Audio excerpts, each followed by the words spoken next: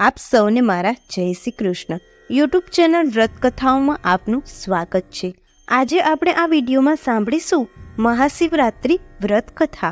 ઓમ ત્રંબકમ યજામહે સુગંધિમ પુષ્ટિવર્ધનમ ઉર્વારુકમિવ બંધના મૃત્યુર્મોક્ષીયમામૃતા. મહાશિવરાત્રિ વ્રતકથા. મહાવદ 14ની સવારે એક પારધી જંગલમાં શિકાર કરવા નીકળ્યો.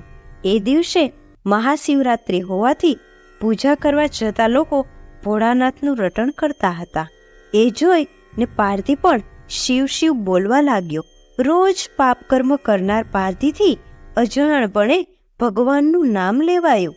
તેથી તેનો પાપનો ક્ષય થયો. જંગલમાં જઈ અને પારધી શિકારની શોધમાં રખડવા લાગ્યો, પણ ક્યાંય શિકાર ન મળ્યો. સવારથી એણે કંઈ જ ખાધું ન હતું. તેથી ભૂખ અને થાકથી ત્રાસીને એક સરોવરના કાંઠે ગયો. સાંજ પડી ગઈ હતી, તેથી તેણે વિચાર્યું કે હમણાં પ્રાણીઓ અહીં પાણી પીવા આવશે, હું તેનો શિકાર કરીને ઘરે લઈ જઈશ. આમ વિચારી અને પારધી બિલીના એક વૃક્ષ પર ચડી ગયો અને શિકારની રાહ જોવા લાગ્યો. એ બિલીના વૃક્ષ નીચે એક શિવલિંગ હતું. પારધીના હલનચલનથી બિલીપત્ર શિવલિંગ પર ખરતા હતા, તેથી શિવજીને ઘણો આનંદ થઈ રહ્યો હતો. રાત્રિના પ્રથમ પ્રહરે મૃગલી એ સરોવરના કાંઠે પાણી પીવા આવી. તેને જોઈ પારધીએ બાણ ચડાવ્યો. ત્યાં તો મૃગલીને વાછા ફૂટી. એ ગડગડા અવાજે પારધીને વિનવવા લાગી, હે પારધી, મારા પર દયા કર. ઘેર મારા બચ્ચાઓ મારી રાહ જુએ છે. હું એકવાર ઘરે જઈ અને મારા બચ્ચાઓને ખવડાવીને હમણાં જ પાછી આવું છું. પછી તું આનંદથી મારો શિકાર કરજે. મૃગલીને બોલતી જોઈ પારધીને ઘણી નવાઈ લાગી અને જવાની રજા આપી.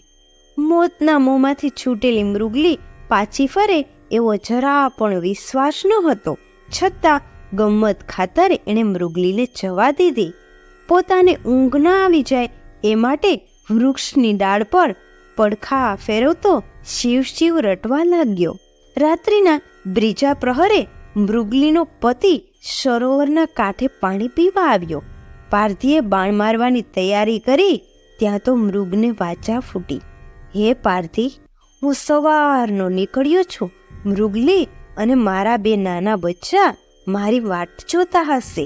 હું બધાને હેત કરીને હમણાં જ પાછો આવું છું. પછી તું આનંદથી મને મારજે. પારધીને ઘણી જ ભૂખ લાગી હતી, પણ મૃગની દીનવાણીથી એને દયા આવી ગઈ. એણે મૃગને જવા દીધો. ઘણી વાર થઈ તો પણ મૃગ કે મૃગલી પાછા ન આવ્યા. ત્યારે પારધીને પોતાની જાત પર ખીજ ચડી.